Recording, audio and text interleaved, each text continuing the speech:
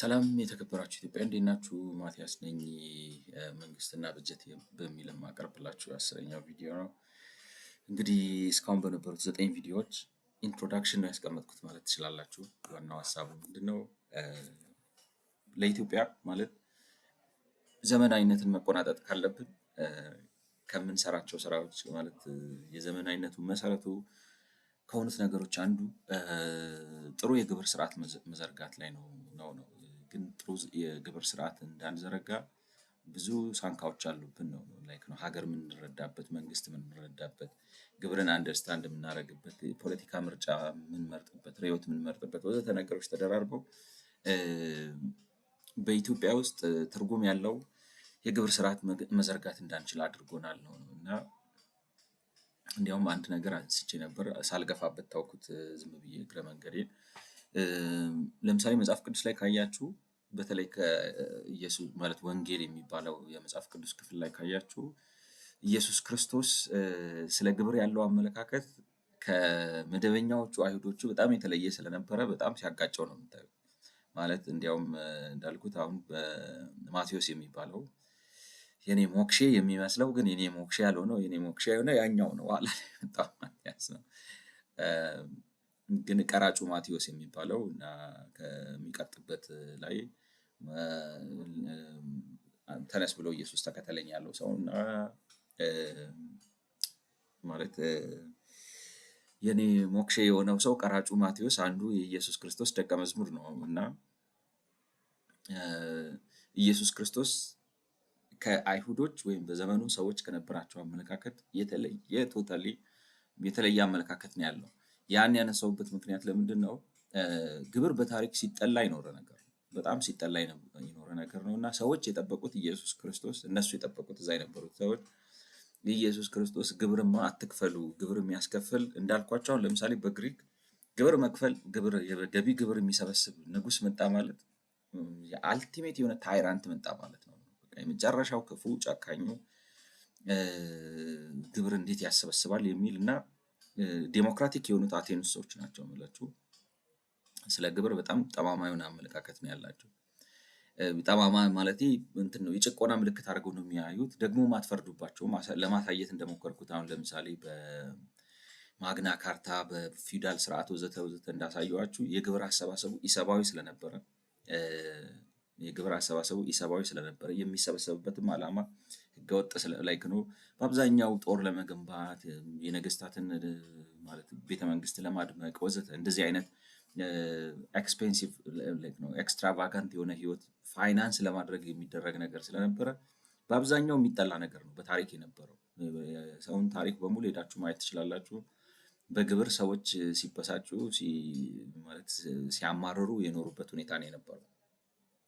ዘመናዊ የሚለው የመንግስት አስተሳሰብ ሲመጣ ግን ማለት ንግድን ፍቀድና ሰዎች ይነግዱ ይስሩ ሀብት ያካብቱ ከዛ ላይ እንደዛ አድርገው ነግደው ሀብት አካብተው ማለት ነግደው ሰርተው ሀብት ሲፈጥሩ ከዛ ላይ ግብር ውሰድ። ያንን የምትወስደውን ግብር መልሰ ማህበረሰብ ውስጥ መንገድ አድርገህ ትምህርት ቤት አድርገህ ኢንተርኔት አድርገህ ጤና ተቋም አድርገህ ወዘተ አድርገህ አምጣው። ከዛም ሲተርፍ ደግሞ የተለያየ የህብረተሰብ ክፍልን ደጉምበት። ያንን ስታደርግ ሀገር ያድጋል ነው። እና ለማሳየት እንደሞከርኩት ባለፉት 5000 ወይም 4700 ዓመታት በሰው ልጅ ታሪክ ተችሎ የማያውቅ ስልጣኔ ባለፉት 300 ዓመታት ተችሏል። በዚህ አሰራር ተኪዶ ማለት ነው። እና የግብር አስተሳሰቡ ፈንዳሜንታሊ የተለወጠው በቅርብ ነው። በታሪክ ግን የሰው ልጆችን በሙሉ ሄዳችሁ ስታዩ እንደዛ ነው። አሁን መጽሐፍ ቅዱስ ላይ እንዳልኳችሁ ላይክ ነው የግብር አረዳዱ የነበረው የጭቆና የብዝበዛ አካሄድ ስለነበረ ግብር ግብር የሚሰበስብ ሰው እንደ መጥፎ ነው የታየው። እና ኢየሱስ ክርስቶስን ልክ ከነሱ ጋር እንዲስማማ ነው የጠበቁት።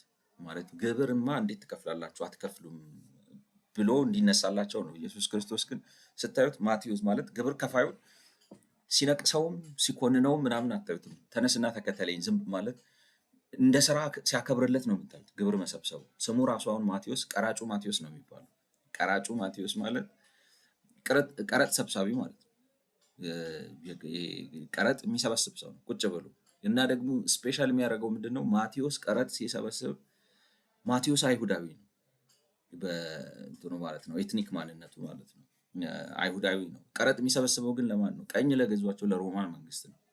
ስለዚህ ከሀገሩ ልጆች ቀረጥ እየሰበሰበ ለቀኝ ገዢው ቀረጥ የሚያስረክብ ሰው ስለዚህ በጣም የሚጠላ ሰው ነው።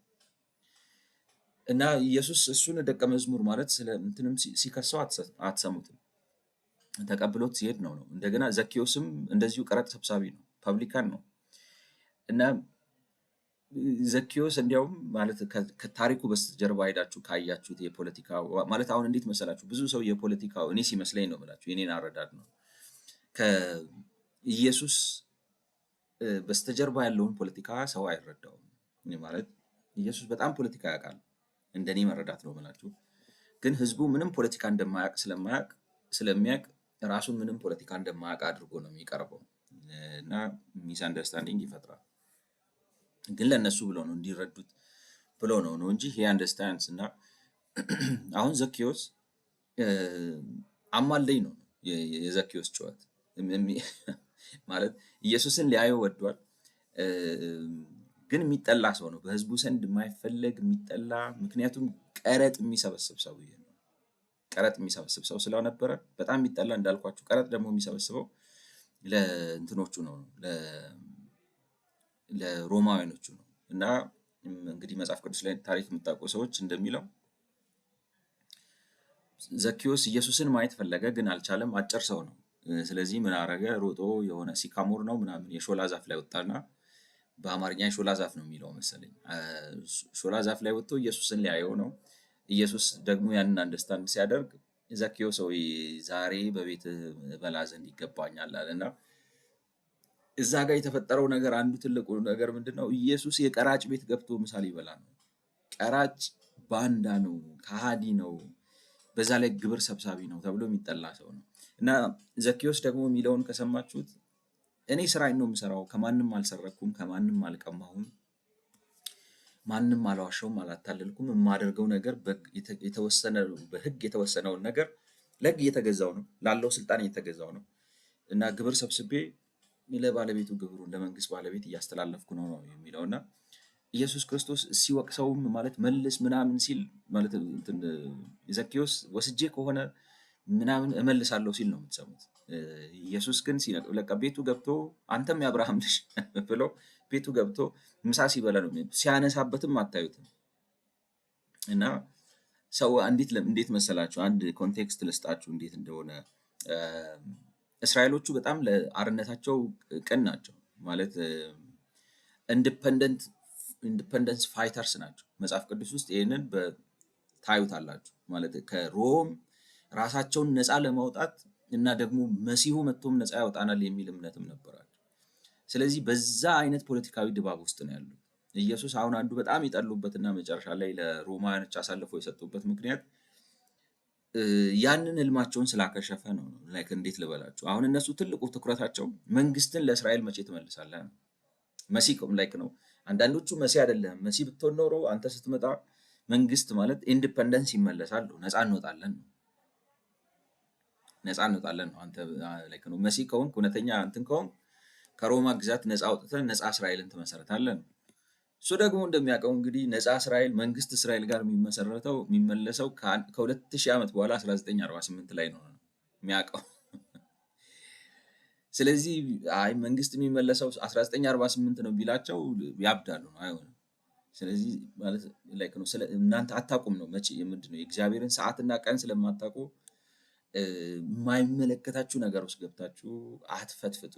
ዛሬ ባለው በተጨባጭ ሁኔታ በዚህ ላይ ኑሩና ከእናንተ የሚጠበቀው ውጡና ወንጌል ስበኩ፣ ስለሱ አትጨነቁ፣ እግዚአብሔር በጊዜው ያመጣዋል ነው ሀሳቡ። እና ሰው ላይክ ነው በዛ ኢንቫይሮንመንት ውስጥ ነው ሰው የሚሰብከው የሚያገለግለው። ኮንቴክስት ልስጣችሁ የምላችሁ እሱን ነው። አይሁዶቹ በሮማን ቀኝ ግዛት ስር ናቸው። ኢየሱስ ደግሞ የሮማን መንግስት ጊዜው ነው፣ ወቅቱ ነው፣ አሰራሩ ነው ብሎ አክሰፕት አድርጎታል ነው። ላይክ ነው እሱ እንግዲህ ሳንክሽን እንዴት ልበላችሁ፣ አንዳንድ ነገር ልክ ስለሆነ ሳይሆን ጊዜው የፈቀደለት ነገር አለ። ስለዚህ ቀኝ መገዛት ልክ ነው ባይሆንም በሰዓቱ ግን ልክ ነበር ነው። በጀነራሊ ስታዩት ቀኝ መገዛት ልክ አይደለም። ግን የእስራኤል መንግስት የሚመለሰው መቼ ነው? ከ2000 ዓመት በኋላ ነው፣ ኢየሱስ ከመጣ በኋላ። ሊትራሊ ከ2000 ዓመት በኋላ 1948 ነው የእስራኤል መንግስት የተመለሰው። ስለዚህ ኢየሱስ ግብር አትክፈሉ፣ ሰይፍ ያዙ፣ ተጋደሉ፣ ሙት ውስጥ አይገባም ነው ሌላቸው ላይክ ነው እነሱ ሌላው አሁን ያ ማለት በወቅቱ አንዱ ችግር የፈጠረው የአንደርስታንዲንግ ጋፕ የፈጠረው ያ ነው። ለዛም ነው አሁን ትላንትና እንዳልኳችሁ ሰላዮች ላኩበት ይላሉ። ሆን ብለው ምን ሊያደርጉት ነው? ሊያጠምዱት ነው የፈለጉት። ሊያጠምዱት የፈለጉት ምንድን ነው? እነሱ ላይክ ነው እንትን የሚያስከስስ የሚያስገድል በህጋቸው ጥፋት ላይክ ነው ወንጀል አልሰራም። ትልቁ ፈተና ገብቶች እሱ ወንጀል አልሰራም። ምንም እንደሚለው እስቲ ከእናንተ መካከል በጥፋት የሚከስ ምን አደረግኩ? እስኪ ምን በደል ሰርቼ ነው? ለዛ ነው በጥፊ የሚመቱት። እንዴት እንደዚህ ብለህ ትጠይቃለህ? ምንም አላረገም። ሊከሱት የሚችሉበት ነገር የላቸውም። ግን ዋናው ትልቁ ኮንሰርኑ ምንድን ነው? ስለ ይሄ ስለ እስራኤል ነፃነት ምናምን ብዙም አልጨነቀውም፣ እሱ ቦታም አልሰጠውም። እና ሊያደርጉ የፈለጉት ምንድን ነው? ሊያስይዙት ነው ማለት አጣልተው ከቄሳር ጋር አጣልተው ማለት ሮማውያኖች ግብር አትሰብስብ የሚል ሰው ማመፅ ነው እንዳልኳቸው። አሁን ለምሳሌ ለነገስታቱ ግብር ገብር ተብሎ ግብር አልገብርም የሚል ሰው ካለ አለቀለት ነው፣ አይሆንም። ስለዚህ ኢየሱስ ግብር አትገብሩ ብሎ ካስተማረ ሊያያይዙት ነው። ስለዚህ እውነተኛ የሆነ የሰው ፊት አይቶ ማይፈራ እንደው ክፍሉን ሄዳችሁ ብታነቡት እንደዛ ነው የሚላችሁ። ላይክ ነው አውቀው ማኑን ሊያስነኩት፣ አንተ እኮ በጣም እውነተኛ እኮ ሰው ነህ፣ ማንንም አትፈራም እኮ ምናምን ብለው ሀሳባቸው ምንድን ነው? ለቄሳር ግብር አትክፈሉ ብሎ እንዲሰብክና ሰው ሁሉ እንዲሰማውና ከዛ ላይ እንደዛ ብሎ ካለ እንዲህ ብሎ እኮ አለ ብለው ከቄሳር ጋር ሊያገናኙት ነው። ኢየሱስ ቄሳርን ስለሚፈራ አይደለም። ላይክ ነው መጽሐፍ ቅዱስ ላይ ሄዳችሁ ማየት ትችላላችሁ። ማለት ሲናገር ምን ይላል? ማለት እንትን ነው ያው ላይክ ነው በፈቃዴ ነው ራሴን የምሰጠው አይደለም። መጽሐፍ ቅዱስ ላይ ሄዳችሁ ብዙ ጊዜ ደጋግማችሁ ብታዩ ሲፈልግ ነው የተያዘው ማለት አይደለም። ብዙ ጊዜ ሳይፈልግ ጊዜው ካልደረሰ ማንም አይነካውም። ጊዜው ሲደርስ ግን ራሱን አሳልፎ ሰጠን። ስለዚህ እሱ ስለሆነ አይደለም፣ ግን ሞቲቫቸውን ያውቀዋል፣ አንደርስታንዲንጋቸውንም ያውቀዋል። እነሱ ሀሳባቸው ምንድን ነው? ግብር በጠቅላላው በዛ በነበረው በአይሁድ ማህበረሰብ ለሮማዊ ግብር መክፈል ማለት የተገዥነት የሰሚሽን ምልክት ነው። እንዳልኳቸው አሁን ግብር የሚሰበሰበው ሰሚት አድርገሃል ነው እና ግብሩን ለዛኛው መንግስት ትሰጣለን እና ሳንቲም እንትን ነው። ግብር ለቄሳር መክፈል ተፈቅዷል አልተፈቀደም? አንተ አይሁድ ነኝ ብለሃል፣ መሲ ነኝ ብለሃል፣ የእስራኤልን ሕዝብ ነፃ ማውጣው ወዘተ የተቀባው ነኝ እንዲህ ነኝ ብለሃል። የት አለ ነው? እስቲ አምጣው እና እንየው እስቲ ከቄሳር ጋር እናገናኝ ነው። ኢየሱስ ግን የሚመልስላቸው ምንድን ነው? ጽፈቱን አምጡት፣ እንትኑን ሳንቲሙን አምጡት። ጽፈቱ የማን ነው? ላይክ ነው ላዩ ላይ ያለው ምልክት ለአምጪው እንዲከፈል ያስገድዳል። የኢትዮጵያ ብሔራዊ ወይንም ደግሞ የሮማ ብሔራዊ ባንክ ምናምን ገንዘብ የሚል ነው። ስለዚህ ገንዘብ አትሞ ያን ገንዘብ ፌክ እንዳይደረግ ፕሮቴክት አድርጎ ፋይናንሻል ትራንዛክሽን እንድትሰሩበት ኢንፍራስትራክቸሩን አሟልቶ አስተካክሎ የሰጣችሁና የምትገበያዩበት የምትኖሩት በአጠቃላይ መንግስታዊ አገልግሎት እየሰጣችሁ ነው። ስለዚህ መንግስታዊ አገልግሎት እየሰጣችሁ ከሆነ የቄሳርን ለቄሳር መስጠት ተገቢ ነው፣ ግብር መክፈል አለባችሁ ነው። ክፈሉ፣ ችግር የለውም፣ ልክ ነው ነው። ገብቷቸዋል። ለእነሱ ግን የሚዋጥላቸውና የሚቀበሉት ነገር አይደለም። አሁን ለምሳሌ የኢየሱስን ደቀ መዛሙርቶች ካያቸዋቸው ከ12ቱ ሁለቱ ስማቸው ይሁዳ ነው። አንዱ አስቆርቱ ይሁዳ ይባላል፣ ሌላኛው ደግሞ ቀናተኛው ይሁዳ ይባላል። እና አስቆርቱ ይሁዳ አሳልፎ የሰጠው ነው፣ በ30 ብር አሳልፎ የሰጠው ነው። ቀናዊ ይሁዳ የሚባለው ጁዳ ዚለት ነው በእንግሊዝኛ። ዚለትነቱ ምኑ ላይ መሰላችሁ? የነፃነት ታጋይ ነው፣ ጎሪላ ፋይተር ማለት ትችላላችሁ። ገብቷችኋል? ምንድን ነው ግን ጎሪላ ፋይት የሚያደርገው? እስራኤልን ከንትን ሊያወጣ ነው፣ ከሮማ ቀኝ ግዛት ለማውጣት ጫካ ከሚገቡት ሰዎች ነው ማለት ነው።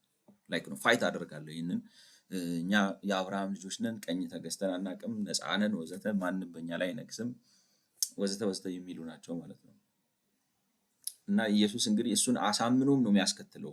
ኢነሰንስ ለሰው እንትኑ አይገባውም ማለት ኢየሱስ የሚያደርገው ነገር እንዴት ልበላችሁ፣ አንዳንዴ መለኮትም ነው እንድትሉት የሚያረጋችሁ። በተለይ ለእኔ ነው ብላችሁ ሰው በሰው አይምሮ ሊረዳው የማይችለውን ነገር አንደርስታንድ ያደርጋል።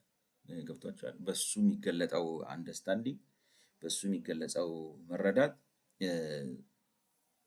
ሰው መሰረታዊ የሆነ ይሄ ያላለም ስጋ የለበሰው ሰው አንደርስታንድ ሊያደርገው የሚችለው የማይችለውን ነገር አንደርስታንድ ያደርጋል። ለዛ ነው በቃ ላይ እንዴት ልበላችሁ ያንን የእስራኤል ህዝብ አርነት የሚፈልግን ህዝብ ከአርነቱ ከዚህ ከፖለቲካው ጥያቄ አውጥቶ ወደዛ ወደ ወንጌሉ ጥያቄ እየወሰደና ያንን ሲያደርግ ግን ያንን የፖለቲካ አርነቱን ጥያቄ ስለረሳውና ቦታ የለውም ምናምን ስለሚለው አይደለም። ኢትስ ቢኮዝ ሂ አንደርስታንድ ነው። ምንድነው አንደርስታንድ የሚያደርገው? እስራኤል ሀገር የምትሆነው ኔሽን የምትሆነው ከቀኝ ግዛት የምትወጣው እና የራሷን ሀገርነት የምትመሰረተው ገና በ1948 ነው። 2000 ዓመት ይፈጃል። ለሰው እንደዛ ብለህ በቃ የተሰለው ነን ኦፍ ዩ ቢዝነስ ምን ልበላችሁ፣ አሁን ያለው ተጨባጭ ሁኔታ ላይ ኑሩ ነው። እና አሁን ያለው ተጨባጭ ሁኔታ ላይ ስትኖሩ ደግሞ ለሮም ግብር መክፈል በቃ ተቀባይነት ላይክ ነው። የሮም መንግስት እንዲቀጥል ይፈልጋል ማለት ነው። ምክንያቱም የሮም መንግስት እንዴት ልበላችሁ በጣም ስብስብ ነው። ሰዎች አንደርስታንድ አያደርጉትም እንጂ የሮም መንግስት ባይኖር ኢየሱስ ራሱ መምጣት ላይክ እንዴት ልበላችሁ፣ ምክንያቱም ከሰው ጋር ስለሚሰራ ሰውን ስለሚፈልግ የተመቻቸው ሁኔታ ያስፈልግ ነበር። ላይክ ነው ፖለቲካው መፍቀድ አለበት እና እነሱ ይህንን ላይክ አሁን እንዴት ልበላችሁ አንደርስታንድ አያደርጉትም። እነሱ አሁን ነው እዚህ ጋር ነው። በተለይ አሁን ለምሳሌ ከኢየሱስ ከሄደ በኋላ በ70 ዓመተ ምህረት ታውቃላችሁ በጣም ከፍተኛ ውጊያ ነው ያደረጉት አይሁዶች። ማለት ለማመን ነው የሚያስቸግራቸው። አሁን አንድ መጽሐፍ አለኝ እዚህ ጋር ሰው የዚህን ያህል መጽናት ይችላል ወይ ነው የምትሉት? ኢየሩሳሌምን ለማዳን የተዋጉትን ውጊያ ነው። ግን አልሆነም ማለት አልሰሙትም፣ አንደርስታንድ አላደረጉም። እሱ የሚለው ችግር የለውም ነው ያው ለጊዜው ሰብሚት ብታደርጉ ለጊዜው ኢነሰንስ ማለት በቃ የእግዚአብሔር ታይም አለ ነው። ከተዘጋ ተዘጋ ነው። ምንም አታመጣም። ዝም ብለህ ትወራጫለህ፣ ዝም ብለህ ትረግጣለህ እንጂ ምንም አታመጣም። ይሄ ደግሞ ኢየሱስ ስለሆነ ብቻ አይደለም። ለምሳሌ አሁን ኤርሚያስ ነብዩ ኤርሚያስ የሚባል አለ መጽሐፍ ቅዱስ ላይ ሄዳችሁ ብታዩ የሚላቸው ምንድን ነው? እጅ ስጡና ባቢሎን ሂዱ እኮ ነው የሚላቸው። በስመ አብ አበዱ እነሱ አይሁዶች። እንደዚህ አይነት ነገር ሊሰሙ አይችሉም። ማለት በጣም ዚለት ናቸው። ነፃነታቸው ቀኝ የሆኑ ናሽናሊስት ናቸው። በጣም ታፍ ናሽናሊስት ናቸው። እና ኤርሚያስ መጥቶ ኤርሚያስ እንግዲህ ከኢየሱስ ክርስቶስ 700 ዓመት ምናምን በፊት የነበረ ሰው ነው። የባቢሎን ንጉስ መጥቶ ናቡከደነፆር ሊማረካቸው ሲል እስራኤላኖቹ መስማት የፈለጉት ትንቢት ምንድን ነው? እግዚአብሔር ይመጣል፣ የባቢሎንን እንትን ይሰብራል፣ እንደዚህ ያደርጋል፣ ጦራቸው ይበተናል፣ እስራኤል አትነካም እንዲል ነው የፈለጉት። አይ እግዚአብሔር ግን ወስኗል። እንግዲህ ታሪኩ ብዙ ነው። ለምን ወሰነ ሌላ ጉዳይ ነው። ሂዱ ነው የሚላቸው። ሂዱ እጅ ስጡና ሂዱና እንዲያውም ባቢሎን ሄዳችሁ ሚስት አግቡ፣ ልጆች ውለዱ፣ መሬት ግዙ፣ ቤት ግዙ፣ ኑሮ አይላቸው። ይሄ ለአይሁዳዊ የሚዋጥ አይደለም። ገብቷቸዋል። ስለዚህ ብዙ መከራ ደረሰበት ኤርሚያስ። ጉድጓድ ውስጥ አሉት። የኢትዮጵያዊ ታሪክ ካሌብ ምናምን የሚባል እንግዲህ መጽሐፍ ቅዱስ አንብባችሁ የምታውቁ ሰዎች ታውቃላችሁ። እነሱ አሁን እዚህ ጋር እግዚአብሔር በቃ እሳት አውርዶ ልክ እንደነ ሙሴ እንደነ ምናምን ዘመን እንደዚህ አድርጎ እንትንን ማለት ብዙ ጊዜ ደግሞ ተአምር አይተዋል። ስለዚህ ያችን ነገር ነው የጠበቁት። አይ አሁን ተቀይሯል፣ እስከዛሬ ሹሩሩ ብያለሁ፣ ከዚህ በኋላ ልነቅላችሁ ነው። እዛ በኋላ መልሼ ነው ከ70 ዓመት በኋላ አመጣችኋለሁ። ግን እንደገና ከ70 ዓመትም በኋላ እንደገና ተበተኑ ነው አይደለም? እንግዲህ ታሪኩ ካያችሁት ማለት ነው። እና ፖይንቱ ምንድን ነው? እንዴት ልበላችሁ ነው ኢየሱስ ያየበት እይታ ግብር ነው ማለት መንግስት አሸንፋችሁ ልታስወጡት አትችሉም ነው። የተደለደለ የተሰጠው ነገር ነው። የተወሰነ ነገር የተወሰነ እንዴት ልበላችሁ እንግዲህ መንፈሳዊ ከሆናችሁ በሰማይ ተወስኖ ነው የተሰጠው ለሮማውያኖች። አይ ካላችሁ ደግሞ በምድራዊ እንመልከተው ካላችሁ በቃ የገዙ እያስተዳደሩ ያኖሩ አካባቢ እያወጡ እያገቡ ያሉ ገንዘብ እያተሙ ፋይናንሻል ትራንዛክሽን እያስቻሉ በመላ ከተማው ትሬድ እያስቻሉ ኢየሱስ አሁን እንዲያውም አረማይክ ነው የሚናገረው። ዲካፖሊስ አካባቢ ነበር የሚባለውም ለዛ ነው። ላይክ ነው ሂ አንደርስታንድ ዘ ሮማን ላይክ ነው ከሰሜኑ ነው አይደለም ከገሊላ ነው ኢየሱስ የመጣው ማለት ቤተልሔም ቢወለድም ሄዶ ያደገው የት ነው? ላይ ገሊላ ነው አይደለም? እና ገሊላ ወደዚህ ወደ ቀፍርናሆም ምናምን አድርጎ የዲካፖሊስ 10 ከተሞች የሚባሉ አሉ። እነሱን አንደርስታንድ ያደርጋል። አረማይክ ይናገራል፣ ዕብራይስጥ ይናገራል፣ ምናልባትም ግሪክ ይናገራል።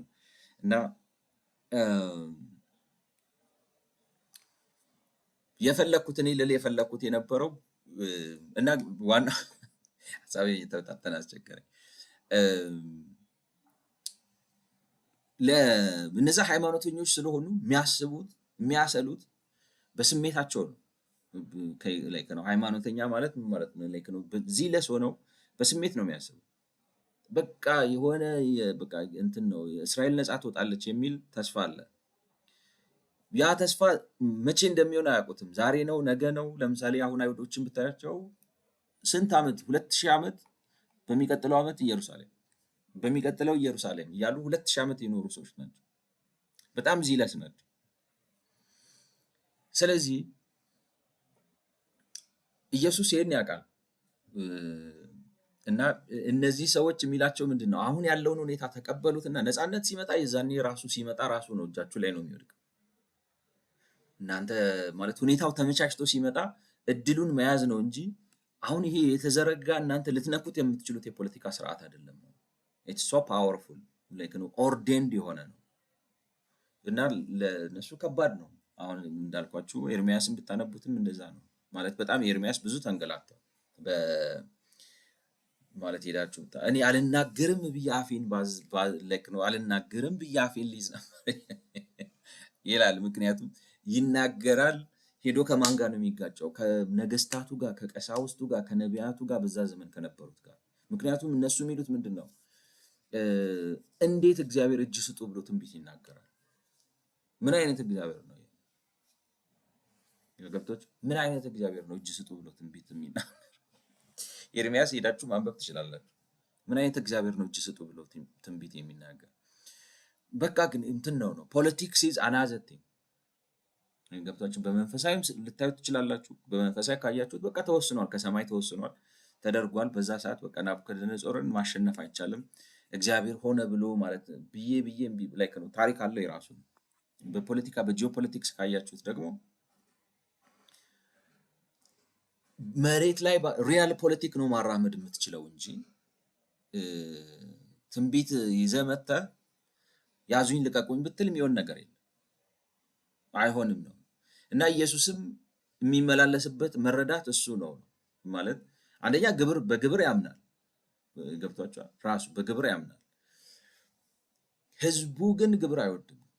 ግብር የመገዛት የመሸነፍ ምልክት ስለሆነ ህዝቡ ግብር መክፈል አይፈልግም። ስለዚህ በቃ ትኩረቱ እንዴት ልበላችሁ መጽሐፍ ቅዱስ ላይ የሄድኩ አሁን ባሳያችሁ እንደዛ ነው የምታዩት ማለት ነው። መቼ ለእግዚአብሔር መንግስትን ትመልሳለህ?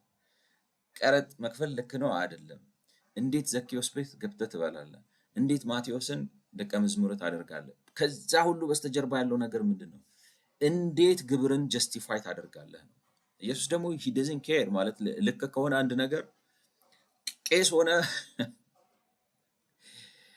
ጳጳስ ሆነ የሃይማኖት አባት ሆነ እንዳለ ማህበረሰቡ ሆነ ትክክለኛውን ነገር እዛው ነው አፍርጦ የሚነግራችሁ ነው ማለት መናገር ካለበት ሂ ዶዝንት ኬር ጀስት ተናግሮ ነው የሚያልፈው። እና የሚያሳያችሁ እኔ ለማሳየት የፈለኩት ነገር ምን ነበረ?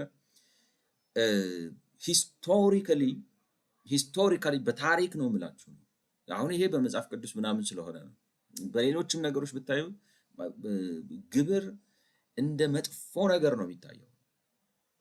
የተለያዩ ምክንያቶች አሉ ማለት እንትኑ ከታሪኩ አንጻር ሊለያይ ይችላል፣ ከአውዱ አንጻር ሊለያይ ይችላል። ነገር ግን መንግስታት ግብር ሰብስበው በግብር ሀገር እንዲያለሙ እኔ ይገርምኛል። በቃ ለምን እንደሆነ አላውቅም። በዓለም ታሪክ ሰዎች ሲቃወሙት እና ሲጋፉት የምታዩት ነገር ነው። they always think something else for some reason ነው። እና ኢየሱስንም አሁን እኔ አንዳንዴ በቃ መለኮት ካልሆነ እንዴት አድርጎ እንደዚህ ሊሆን ይችላል የምትሉት ኤክሰፕሽናል በሆነ አንደርስታንዲንግ እና በጣም ሲምፕል በሆነ አንደርስታንዲንግ ከሱ አይጠበቅም። አሁን በፍጹም አይጠበቅም። ምክንያቱም መሲህ ማለት አሁን በአይሁድ ሄዳችሁ ብታዩ መጥቶ እስራኤልን ነፃ የሚያወጣ ከዛ ዓለምን የሚገዛ ምናምን የሆነ ፒክቸር ነው የሚያስቀምጡላቸው። እንደዛ እንደሆነ ኤክስፔክቴሽናቸው በደንብ አድርጎ ያውቃል። ገብቷቸዋል። እንደዛ ሲል መሲህ አይደለህም ብለው እንደሚከዱት ምናምን እንደሚበሳጩበት እንደሚነሱበት ያውቃል። ገብቷቸዋል። ግን ለነሱ ብሎ 1 ሚሊሜትር ኮምፕሮማይዝ አያደርግም እና አምጥተው እነሱ በእነሱ ቤት አጋጭተው ሊያስይዙት ነው። ከሮም ጋር ሊያጋጩት፣ ከሮም ጋር ማጋጨት ካልተሳካ ከህዝቡ ከራሱ ጋር ሊያጋጩት ማለት ህዝቡ እንዲጠላው እንዲገፋው ሊያደርጉ ነው። እሱ ግን በዛ ሰዓት እንግዲህ አመጣጥ ነው ምንድን ያለው ነው ጽሕፈቱ ማን ነው? የቄሳር የቄሳርን ለቄሳር የእግዚአብሔር ደግሞ አለው የራሱን ለእግዚአብሔር ስጦት። ስለዚህ ግብር መክፈል በራሱ ችግር የለውም ነው እንዳለ ስታዩትም መጽሐፍ ላይ ነው። ዮሐንስ ቀራጩንም ብታዩት ግብር አትሰብስቡ አይደለም የሚለው ግብር ከአግባብ በላይ አትሰብስቡ ነው። እና ሂስቶሪካሊ ካያችሁት በታሪክ ካያችሁ ግብርን ማህበረሰብ አምኖ ለምን እንደሆነ አላውቅም አይቀበለውም። እናም የሆነ ምክንያት ያለው ይመስለኝ። እንዴት ልበላችሁ አንዳንድ ነገር በቃ ልክ ነው የሆነ ሜታፊዚካል ኤክስፕላኔሽን ያለው ይመስላል። እና ያ ነገር የገባቸውና ግብርን ግን አዳፕት ያደረጉና በሀገር ደረጃ ላይ የመሰረቱት ሀገሮች እንዳልኳቸው አሁን በ4000 5000 ወይም 5700 ዓመት በ4700 ወይ በ5700 ዓመት ያልተቻለ ስልጣኔ በ3000 ዓመት ላይ ነው ፋይናንስ ማድረግ ቻሉ። ስለዚህ ያ ትልቅ አቅም አለ ማለት ነው ግብር ውስጥ ገብቷቸዋል። ትልቅ አቅም አለ።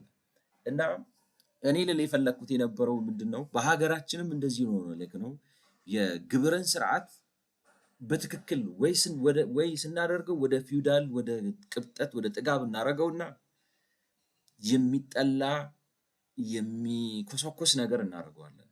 ወደዚህ ደግሞ ስናመጣው ሌላ ነገር ወይ ማርክሲዝም እናደርገዋለን፣ ስቴት ዴቨሎፕመንት እናደርገዋለን፣ ወዘተ ወስተ እናደርግና የግብር ስርዓትን መመስረት አንችልም እንደ ሀገር እና ይዞናል። በት እንዴት ልበላችሁ እንዴት እንደተያዝን አንደርስታንድ አናደርግም። ይገርማችኋል። በቃ ሰው አንድ ነገር ካየ እንዴት ልበላችሁ አሁን ለምሳሌ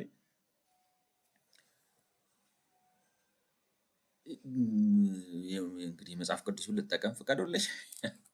ኢየሱስ ኢየሩሳሌም ሲመጣ ይላል አይደል በአህያ ውርንጫ ላይ ተቀምጦ ከተማዋን አይቶ ከከፍታ ላይ ሆኖ አለቀሰላት ይላል። ኢየሩሳሌም ኢየሩሳሌም የምለክለው የመዳንሽን ቀን አታውቂም ለአንቺ በቃ የሰላምሽን ነገር አለቀሰላት ይላል። ሂወብ ለምን ተው አትጣሉ ነው የሚላቸው። ከሮም ጋር ምን አትበሉ፣ ከሲስተሙ ጋር አትጋጩ፣ ሰብሚት አድርጉ።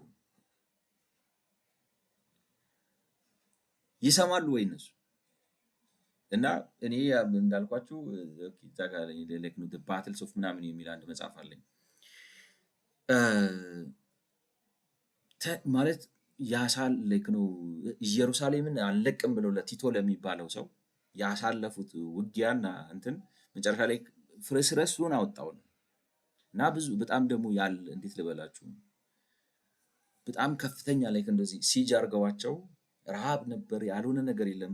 ላይክ ነው ታሪኩ በጣም ያሰቀቅ ነው። ረሃብ ነበር። ምናልባት ሰው ራሱ ሰው የበላበት ሁኔታ ሳይፈጠር አይቀርም።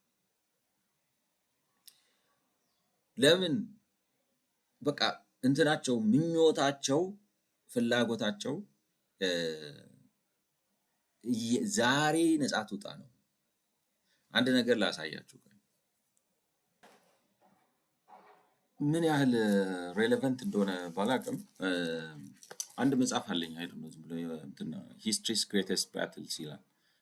በታሪክ ውስጥ የነበሩ ታላላቅ ጦርነቶች የሚል ነው። ከስንት ልበላችሁ ማራቶን አሁን የማራቶን ሩጫ የተጀመረው በጦርነት ምክንያት ነው ታውቃላችሁ። ማለት መልእክት አድርስ ተብሎ 40 ምናምን ኪሎ ሜትር ስለ 40 ወይም ግማሽ ማራቶን ስለሮጠ ነው ማለት አሁን በዘመናችን የማራቶን ሩጫ የሚባለው መልእክት አድራሹ ሰው ያን ያህል ስለሮጠ ነው። ስለዚህ እዚህ ጋር ከማራቶን ከሱ ጦርነት ጀምሮ እስከ እንግዲህ እስከ 1954 የማራቶን ጦርነት የዛሬ 2500 ምናምን ዓመት ገደማ የተካሄደ ጦርነት ነው ማለት ነው በግሪኮች እና በፐርሺያኖች መካከል ማለት ነው። እና እዛ ላይ አሁን አንዱ የተዘገበው ነገር ቅድም እንዳልኳችሁ ኢየሱስ አሁን ኢየሩሳሌምን ሲያይ አለቀሰላት ብያችኋለሁ። አይ ዶንት ኖ ይሰማል ትሩን አውቄያለሁ። አይ ዶንት ጥራቱን ለመጨመር ብዬ በስፒከር ለመጠቀም ነው። አይ ዶንት ኖ እንትኑን እስካረኩት እስካሁን ለምሳሌ በጣም ላይክ ነው መጨረሻ ላይ አሁን ኢየሱስ ያለቀሰላት ለኢየሩሳሌም ለምንድን ነው? ሰሚት አድርጉ ነው ሀሳቡ። ግን እነሱ የነፃነት ሰዎች ስለሆኑ ሰሚት ሊያደርጉ አልቻሉም። አሁን እዚህ ጋር ለምሳሌ የምታዩት ይሄ አማርኛ መጽሐፍ ቅዱስ ነው እንግዲህ ምንም እንኳን አማርኛ መጽሐፍ ቅዱስ ባይመስልም ዝም ብሎ የሆነ ፎርማቱ ብዙም አይመች። ይሄ እንግዲህ አሁን እንትና ሉቃስ የሚጽፈው መቼ ነው ማለት ነው ኢየሱስ ክርስቶስ ከሙታን ተነስቶ 40 ቀን ከነሱ ጋር ቆየ ይላል አይደለም? ከማረጉ በፊት እና ከነሱ ጋር 40 ቀን ሲቆይ ከሞት ከተነሳማ ይሄ አሁን መሲህ ነው የሚለው ነገር እርግጠኛው ነው ማለት ሞቶ ከተነሳ ውሃ ላይ ከተራመደ ምናምን እነዚህ አሁን በጣም ኮንፊደንት ሆነዋል ማለት ነው ኢየሱስ መሲህ እንደሆነ። እና ጥያቄው ምንድነው ነው መሲህ ከሆንክ ትመልሳለህ አትመልስም ነው መንግስቱን። እና እዚህ ጋር እነርሱም በተሰበሰቡ ጊዜ ይላል ቁጥር 6 ላይ ጌታ ሆይ በዚህ ወራት ለእስራኤል መንግስትን ትመልሳለህ ብለው ጠየቁት። ሐሳባቸው ምንድነው? ኦብሴሽናቸው ነው ማለት ያቺ ኢንዲፔንደንስ ነች። ግን this independence is going to come only after 2000 years በ1948 ነው የሚመጣው። ይሰማሉ ወይ? አይሰሙም። እና ኢየሱስ ምንድነው ላይክ ነው መልስም አልሰጠም። ምንድነው ያለው? አብ በገዛ ስልጣኑ ያደረገውን ወራትና ዘመናትን ታውቁ ዘንድ ለእናንተ አልተሰጣችሁም ማለት እንዴት ልበላችሁ፣ በቃ ኢግኖር ስታረጉት ታውቃላችሁ። ሰው ላይክ ነው ብነግርህም አይገባም ነው ማለት ምን ታውቃለህ ነው። ዝም ብለህ በቃ ምኞትን ፍላጎትን ነው እንጂ የምትከተለው የሚረባህን እንኳን የሚበጅን ነገር አታውቅም። ስለዚህ ዝም በል ነው በቃ ማለት it's none of your business, shut up ነው nice way of saying ማለት ግን አልሰሙም አይሁዶች። እና አሁን እዚህ ጋር እዚህ መጽሐፍ ላይ የኢየሩሳሌም ጦርነት ነው አሁን እንግዲህ የሚለው መቼ ነው? ይሄ አሁን በ70 ዓመተ ምህረት የተካሄደ ጦርነት ነው። አይ ዶንት ኖ የሚታያችሁ ከሆነ ኤዲ 70 ይላል ጀሩሳሌም defending the temple ቤተ መቅደሱን የመከላከል ነው። እና በጣም ብዙ ተዋጉ። የመጨረሻ የሆነችውን ነገር ላሳያችሁ ስላልሰሙ ነው የምላችሁ። ምን ይላል እንግዲህ with the embankment completed the Roman deployed the battering rams ማለት ይከቧቸዋል። አይሁዶቹም በጣም ቀላል አይደሉም፣ በጣም ተዋጊ ናቸው። ከበባ ይሰብራሉ ማለት ንጉሱ በቀላሉ ሰሬንደር ያደርጋሉ ነው። በጣም ኃይል አለው፣ ግን ያለውን ኃይል ሁሉ መጠቀም አልፈለገም። ይገፋል ማለት ቀለል ያለ ጦር ይልካል፣ ይመቱበታል፣ ይልካል፣ ይመቱበታል። አስቸገሩት ነው፣ ሰሚት አላረግም ነው።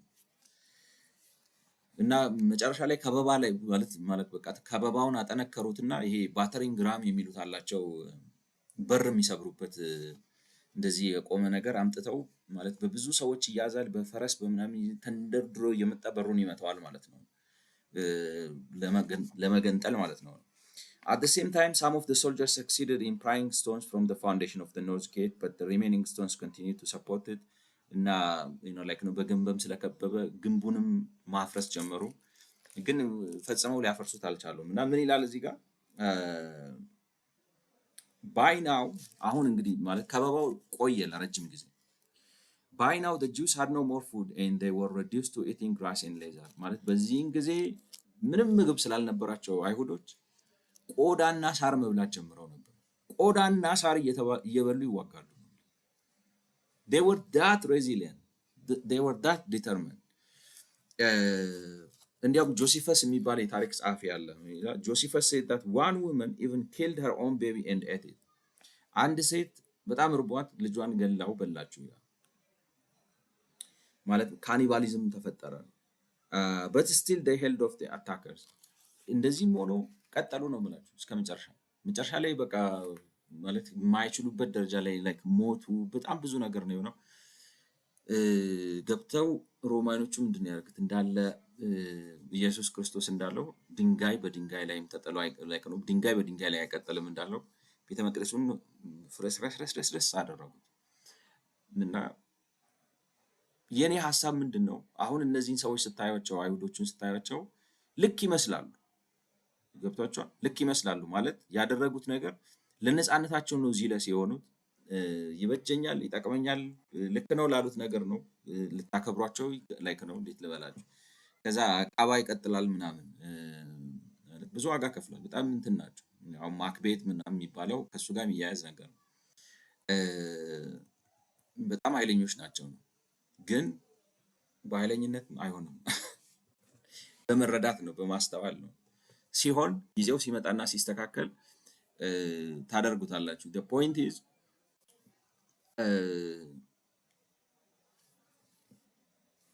ግን ሀሳባቸው በዚህ በውስን ግንዛቤያቸው እዚህ አጠገባቸውን ያለውን ነገር ማየት ስላልፈለጉ ግብር አንከፍልም ነው ላይክ ነው። ስለዚህ አእምሯቸው እንትኑ ሰሚት አናረግም፣ ከአንተ ጋር አንሰራም፣ እንደ ሌጂትሜት ገቨርንመንት አናይህም ወዘተ ብለው ብዙ ዋጋ አስከፈላቸውና እኔ ላይክ ነው። ይሄ ከሃይማኖት ዳራ አንጻር ነው። ከሃይማኖትም አይደለም ፖለቲክስ ነው። ርስ ፖለቲክስ ምንም እንኳን ሃይማኖታዊ ቃና ቢኖረውም ማለት ነው። ግን ለማስተላለፍ የፈለኩት የነበረው መልእክት ወይም ኢንትሮዳክሽን ላይ ለማለት የፈለኩት የነበረው ነገር ምንድን ነው? እኛም ኢትዮጵያውያን ብቻ ስና በዓለም ላይ በሚገርማችሁ ሁኔታ ነው ብላችሁ በሚገርማችሁ ሁኔታ ሌላ መፍትሄ እንፈልጋለን። ከምን ውጪ ሀገር አለን አይደለም? ያንን አክሰፕት አድርገ ነው ሪስፔክት አድርገ ነው በዛ ማክበር ውስጥ ግን በሰውነት በሰብአዊነት ተከባብረን በኩልነት ማለት ነው ተከባብረን እየሰራን ከዛ ከሚሰራው ነገር ላይ ግብር ተሰብስቦ በዛ ግብር ልማት ይምጣ የሚለውን ሐሳብ ላለመቀበል ሰዎች የማያመጡት ምክንያት የለም ነው የሚላቸው። የሚመስል ነው ውጤቱ መጨረሻ ላይክ ነው። እኔ እንዴት ልበላችሁ ብዙ ፕሩፍ ማቅረብ ይቻላል፣ አጓጉል ቦታ ይወስደናል ከሚል ነው እንጂ ያንን አንደርስታንድ አናደርግም ነው እንደ ሀገር ላይክ ነው። ብዙ እንደዚህ ፌል የሚያደርጉ ሀገሮች ወይንም ደግሞ በጊዜያዊነት ስኬት ሊያስመዘግቡ ይችላሉ፣ ግን ስኬታቸው ዴቪዬሽን ስለሆነ ከዚህ መርህ ውጭ ስለሆነ ኋላ ላይ ሄዶ የማይወጡበት አዘቅት ውስጥ ያስገባቸው እና በቃ መንቀሳቀስ ሲያቅታቸውና በቃ ውጥረት ውስጥ ከፍተኛ ውጥረት ውስጥ የሚገቡበት ሁኔታ ሲሆን ይታያል ማለት ነው። እና በሀገራችንም በተደጋጋሚነት የምናደርገው ነገር ይሄንን ነው። ሀገር አለን፣ ተሰጥቶናል። ኢየሱስ እንኳን ይሄ ነገር ጠንካራ ነው ይቆያል፣ ስለዚህ አክሰፕት አድርጉት፣ ለዛም ቀኝ ግዛቱን አክሰፕት አድርጉት ያላቸው። እኛ እኮ ቀኝ ግዛት አይደለም፣ የራሳችን ሀገር አለን፣ አክሰፕት እናድርገው። እዛ አክሰፕታንስ ውስጥ በኩልነት ለመኖርና አብረን ለመስራት እንቀባበል። በዛ ስንቀባበል ነፃ የንግድ እንቅስቃሴ እንፍጠር፣ ነፃ የስራ ሁኔታ እንፍጠር። ከዛ ላይ ከሚገኝ ግብር ወስደን ልማት እንስራ፣ ህብረተሰብ እንደጉ ክሊክ አላረጋለን ነው እኛ ሀገር። እና እሱን ነበር እንግዲህ ለማለት በተለያየ መልኩ አሁን ዝም እንደው ነገሩ ከመጽሐፍ ቅዱስ ጋር ስለሚያያዝና ትንሽ ስፓይስ ላድርገው ብዬ አመጣሁት እንጂ ሀሳቡ ልለው የፈለኩት ይሄን ነው። በዚህ ምክንያት አንቀበለው። ስለዚህ አሁን ኢትዮጵያ ውስጥ የሚታየው ችግር በቃ ሲሪየስ ነው የምላችሁ። ከፍተኛ የመዋቅር ችግር ነው ያለበት ማለት በእንትን የሚፈታ አይደለም። ይሄ በጥገናዊ ለውጥ እዚህ ጋር አድርገው እዚህ ጋር ምናምን ልክ እንደ እንትኑ ነው። በቃ እንደዚህ ጀግንነት ብላችሁ ፋይት ታደርጋላችሁ፣ ግን መጨረሻው ሳር መብላት ነው ማለት በቃ እንትን ነው ሬዚሊየንስ አይሆንም ነው። እኔ ይሄንን ጀግንነት እንዴት ልበላችሁ፣ ሰው አቋም ኖሮት ለሚያምንበት ነገር ዋጋ ሲከፍል ጥሩ ነው ማለት ጀግንነት የአቋም ሰው መሆን መልካም ነገር ነው።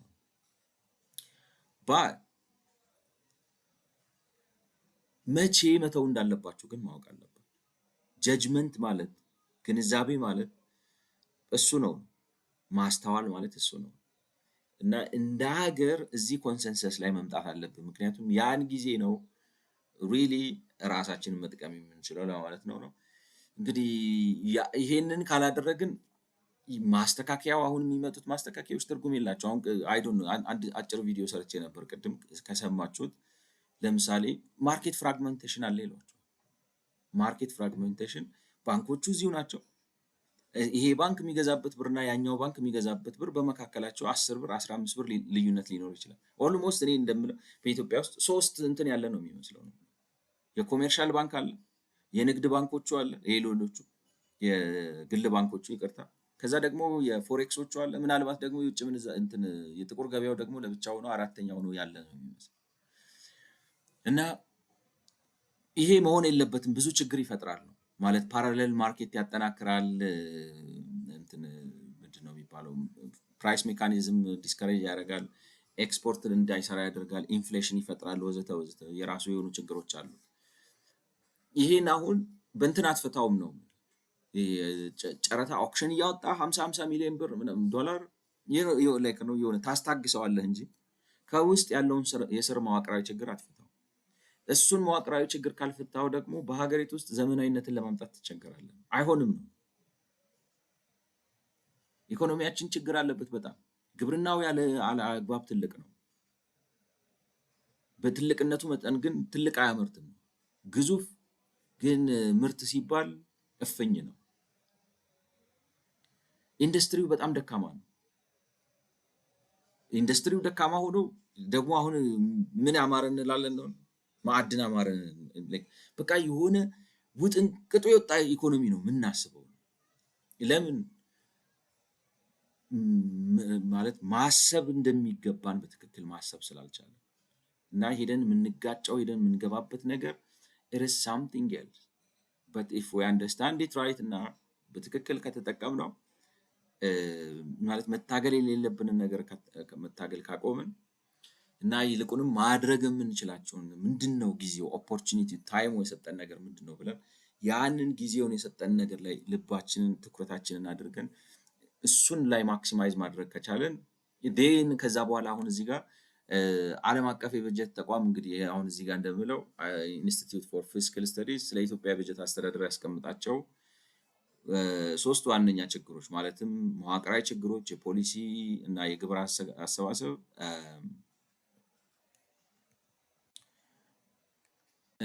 ችግሮች ብሎ ስላስቀምጣቸው የመፍትሄ ሀሳቦች በማንሳት ቀጣይ ላይክ ነው እነዚህ ያስቀምጣቸው ሀሳቦች ያለዛ ልናርማቸው አንችልም ነው። ቴክኒካል አሁን እነሱ እዚህ ጋር የሚያመጡላችሁ መዋቅራዊ ችግር ብለው እንዳልኳቸው አሁን ለምሳሌ ግብርናው በዝቷል ይሏቸዋል። እንዴት አድርጋችሁ ነው ግን ግብርናውን ምርታማነቱን ጨምራችሁ ጂዲፒ ላይ ያለውን ኮንትሪቢዩሽን የምታጠቡት? ብቸኛው መንገድ በዜግነት ፖለቲካ ነው፣ በህብረተሰባዊነት ነው፣ በዜግነት እኩልነት ላይ በተመሰረተ ሁኔታ ነው ያንን ነገር ልታመጡት የምትችሉት። የንብረት ባለቤትነትን መብት በማረጋገጥ ነው። የመሬትን በገበያ እንዲሸጥና እንዲገዛ በመፍቀድ ነው። የመሬት ዋጋ በገጠርም ይሁን በከተማ ዋጋው ዲተርማይንድ የሚሆነው በፕሮዳክቲቪቲው ይሁን ምን መሬት ለምን ማለት ለየትኛው አገልግሎት ግብዓት ላይ ወዷል። ስለዚህ ዲማንዱ በዛ ይወሰን፣ በከተማው ጠቅላላ በኢትዮጵያ ደረጃ ባለው ዲማንድ ላይ ይወሰን። ስታረጉን ያንን ማድረግ የምትችሉ ያን ለማድረግ ግን በሀገሪቱ በሙሉ መሬት እንደ ሰው የጉልበት ካፒታል፣ የገንዘብ ካፒታል እና መሬትን እንደሚፈልግበት ዲማንድ መሬት መገዛትና መሸጥ መቻል አለበት የትኛውም የሀገሪቱ አካባቢ ውስጥ ነው። ያንን ስታደርጉ የግብርናውን መሬት ፕሮዳክቲቪቲ ከፍ ታደርጉታላችሁ ማለት ነው። በመሬት ምን ያህል ፕሮዲውስ ማድረግ ይቻላል። ሌላ ምክንያት ማምጣቱ የትም አያደርስም ነው። ለምሳሌ ገበሬ ይፈናቀላል። ለምን ይሆናል? እንዳይፈናቀል ማድረጊያ መንገዶች አሉ። ብዙ መንገዶች አሉ። እንዳይፈናቀል ማድረጊያ ምላችሁ የሀገር ሀብት ላይ ቁጭ ብሎ ፕሮዳክቲቪቲውን ግድል አድርጎት ዝም ብሎ መቀመጡ መብት አይደለም። ምክንያቱም የጋራ ነው ሀገሩ። ስለዚህ የግድ መሬቱ ምርታማነቱ መጨመር አለበት። ነገር ግን ሰውየው መሬቱ ሲወሰድበት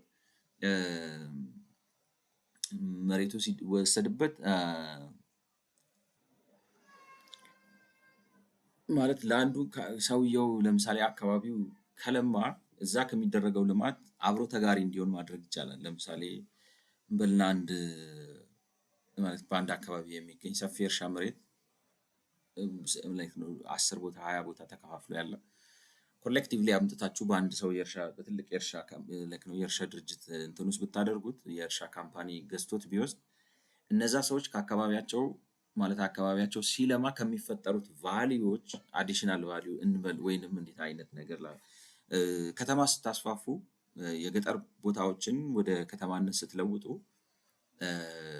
የገጠር ቦታዎችን ወደ ከተማ ስትለውጡ ቦታው እሴቱ ይጨምራል፣ ቫልዩ ይጨምራል።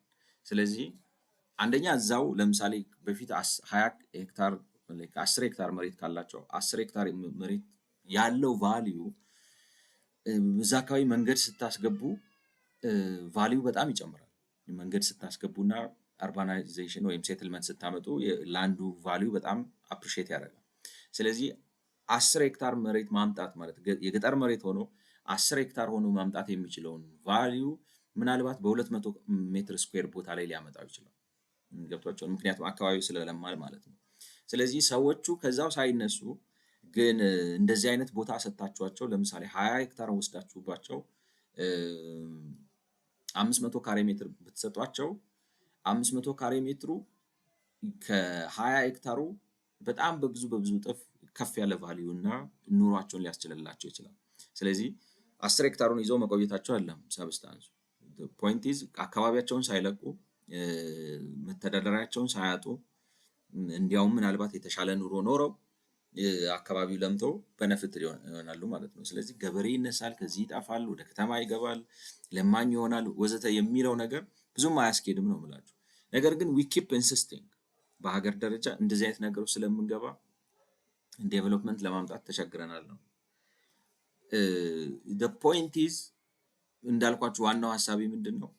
ፖለቲካውን ካላስተካከል ነው እና ሲስተሙን ኮምፕሊትሊ ሪኦርጋናይዝ ካላደረግ ነው። ለምሳሌ አሁን መንግስት ኢንቨስተር ካልሆነ በኢትዮጵያ ውስጥ አርጊውመንቱ ምንድን ነው? እንትኑ ህብረተሰቡ ኢንቨስት ማድረግ ስለማይችል ድህነት ስላለበት የኢንፍራስትራክቸር ክፍተት ስላለበት መንግስት ኢንቨስተር ሆኖ ገብቶ እዚህ ውስጥ መስራት አለበት ነው። አሁን ለምሳሌ የልማታዊ መንግስት አስተሳሰብ የገበያ ክፍተት ስላለ፣ የመሰረተ ልማት ክፍተት ስላለ፣ የህዝብ ንቃት ደረጃ ክፍተት ስላለ ያንን መሙላት አለብን ነው። ችግሩ ግን ያንን ሰስቴን ማድረግ አይቻልም። አሁን ይሄ የመዋቅር ችግር ነው፣ መዋቅራዊ ፕሮብለም ነው። ያንን ችግር በዚህ ልትፈቱት አትችሉም። ሄዶ የብድር ዕዳውን አብዝቶት መንግስቱ መንቀሳቀስ የሚያቅተው ደረጃ ላይ ነው የሚያመጣው ነው። በጣም ችግር ይፈጥራል። ስለዚህ ያለው መፍትሄ ምንድን ነው? ህዝቡን አሰራው ነው። ህዝቡን ግን እንዴት አድርገህ ነው የምታሰራው? ወይንም ፕራይቬቱ ይክፈል ነው። እንዴት አድርጎ ነው ፕራይቬቱ የግብር ምንጭ መሆን የሚችለው? ካልሰራ ለመስራት ግን የንብረት ባለቤት መሆን አለበት። የንብረት ባለቤትነት ደግሞ ፈንዳሜንታሊ በአብዛኛው ከመሬት ይጀምራል፣ ከመንቀሳቀስ መብት ጋር ይጀምራል፣ ከሀገራዊ አንድነት ስሜት ከመፍጠር ጋር ይጀምራል ነው። የሆነ በአንድ የገበያ ቋንቋ ይንለክ ነው ሊንጓ ፍራንኳ መግባባትን ይፈልጋሉ። ያንን ግን ለመቀበል ችግር አለብን፣ እልክ አለብን ነው ላይክ ነው። ገብቷቸዋል። እልክም ሳይሆን ኦብሴሽን ነው እንትን የለውም ነው ማለት ራሽናል የለውም፣ ግንዛቤ ብስለት የለውም፣ የአረዳድ ጥበብ የለውም።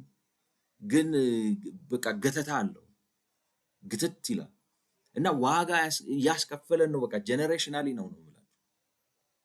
የትም ላንደርስ ማለት ሰው እኮ ቢመኝና የሚችለውን ነገር ቢያደርግ መልካም፣ አይቻልም ነው፣ አይሆንም። በተጨባጭ ሁኔታው አይቻልም። በቃ ለኢትዮጵያዊ ያለው ተስፋ ኢትዮጵያዊነት ነው። but we don't get that።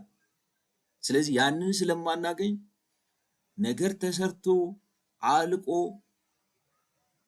ኢየሱስ ሞቶ ተነስቶ ወደ መንግስተ ሰማያት ሊያርግ ሲል ስንት ዓመት ሲነግራቸው እኮ የነበረው ገብታችኋል ማለት በወንጌሉ ካመጣችሁት ነው ማለት ስንት ነገር ሲነግር የቄሳርን ለቄሳር ሲል ከዘኬዎስ ጋር ሲበላ ከማቴዎስ ጋር ሲበላ ወዘተ ከሮማኖች ጋር ኖርማል ሳይቃወም ዝም ብሎ ሲኖር የታየ ኢየሱስ ስንት ነገር አልቋል እኮ ነው። ስንት ምክር ተመክረዋል። ስንት ትምህርት ተነግሯቸዋል። መጨረሻ ላይ ሊሄድ ሲል ድጋሚ አንድ ጊዜ ጨርቁን ሳብ አድርገው ምንድን ነው የሚጠይቁት ነው መንግስት አሁን ትመልሳለህ እና ዝም በል የሚያስብል ነው። እና እኛም እንደዚሁ ነን ነው ልክ ነው። ነገሩ ተብሎ ተነግሮ ተደርጎ ተጨርሷል። በቃ ስንት ነገር ኤክስፕሌን ተደርጓል። ስንት ነገር ታይቷል። ሁሉ ነገር ተብሎ ካለቀ በኋላ መተን ምንድን ነው የምንለው? አይ የኢትዮጵያን ተጨባጭ ሁኔታ ሪፍሌክት የሚያደርገው የነገድ ብሔርተኝነት ነው ይሏቸው። እንዲህ ስንት ተነጋግረን ነው ታሪክ ስንት አልፎ ተነጋግረን ስላችሁ እንደ ቁጭ ብለን ተነጋግረን አይደለም። ስንት መጽሐፍ ተጽፎ፣ ስንት ፍልስፍና ተፈልስፎ፣ ስንት ቴክኖሎጂ ተሰርቶ፣ ስንት ታሪክ ተሰርቶ አልፎ ሁሉ ነገር ተብሎ ከተጨረሰ ካለቀ በኋላ ከመሸ መተህ ማለት በቃ ሬጅስተር አያደርግም ነው፣ ድንጋይ ላይ ውሃ ማፍሰስ ይሆናል። እና እሱ ነው አሁን እንግዲህ የሀገራችን ፈተና የገጠመን ፈተና ትልቁ ፈተና እኔ እንደሚመስለኝ ነው የምላችሁ። ልክ ነው ፕራይቬቱ መስራት አለበት፣ ግን ፕራይቬቱ መስራት አለበት ተብለን ተስማምተን ጨርሰን ምን ብለን መተን ፕራይቬት ሲባል ባንክ በነገድ እንመስረት እንላለን። ፕራይቬት ሲባል ክልል በነገድ ዙሪያ እናቋቁም እንላለን። ፕራይቬት ሲባል በንግድ ሕግ የሚሰሩ የመንግስት የልማት ድርጅቶች እንላለን። ፕራይቬት ሲባል ኢንዶመንት ፈንዶች እንላለን። እና በቃ ተመልሰን ነው እዛው ነው የምላቸው። ስንት ነገር ተብሎ በቃ ተነጋግረው ያ መከራ አይተዋል፣ ተነስቷል፣ ውሃ ላይ ሲራመድ አይተዋል። በቃ ሁሉን ነገር ሲሰራ አይተዋል፣ ሲያደርግ አይተዋል። ያ ሁሉ ከተባለ በኋላ መጥተው የሚጠይቁት ምንድን ነው? እንዴት ነው ዛሬ ማለት በዚህ ወራት ትመልሳለህ? እንደዚህ ነው በቃ እኔ ይገርመኛል። እና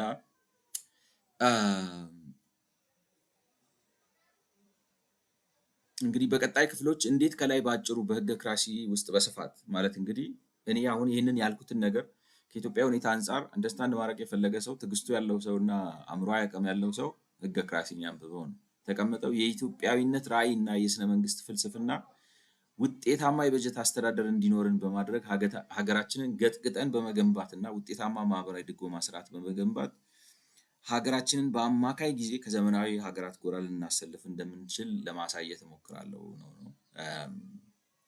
እንግዲህ አይኤፍኤስ ያነሳል ነው አሁን አይኤፍኤስ ያነሳቸውን ላይክ ነው ዋንስ ዊ አክሰፕት ዳት ላይክ ነው ይሄንን ፍልስፍናውን ከተቀበልነው ነው ማለት እንዳልኳችሁ የተፈጥሮ ሀብት አማራጭ አለ ይሉናል። እሱ አይደለም ማለት የተፈጥሮ ሀብት ማለት ማዕድን ምናምን ይደጉማል እንጂ አማራጭ አይሆንም።